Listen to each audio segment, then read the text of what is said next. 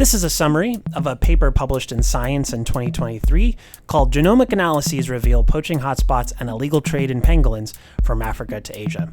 I'm your host, I'm Timothy Bonebrake. I'm a professor in the School of Biological Sciences at the University of Hong Kong.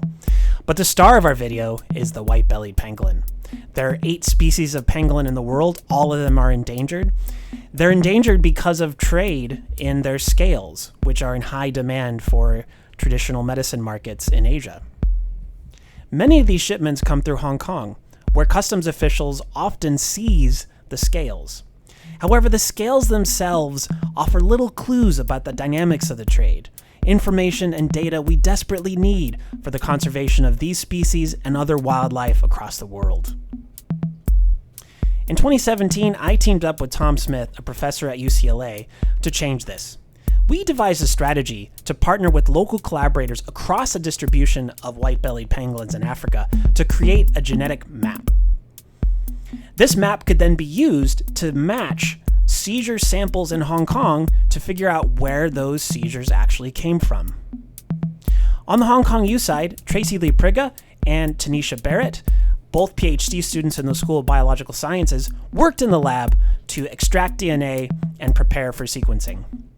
Wenda and Xing, formerly postdocs at Hong Kong U, analyzed the seizure data, and Carolyn Dingle, formerly a senior lecturer at Hong Kong U, co-supervised the project.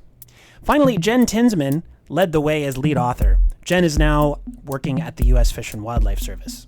In total, we collected 111 georeference samples and 643 seed scale samples.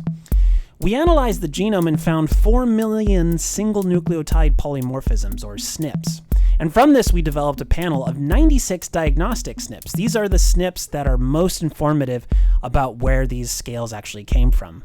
And when we did this, we discovered that the mean error was about 200 kilometers. We then collected seizure data between 1981 and 2022 and found the trade of pangolins of over 900,000 individuals. The genomic data revealed that white-bellied pangolins are being sourced from across this distribution in Central Africa, but that there are hotspots like in southern Cameroon. While seizure reports alone may suggest that most of the white-bellied pangolins are coming from Nigeria, the genomic information tells otherwise and shows that these pangolins are coming from across the distribution of the species.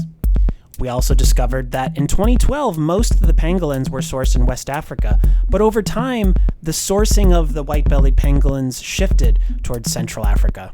The implications of these results are far-reaching. From a single pangolin scale, we can now pinpoint the location from where that pangolin was hunted.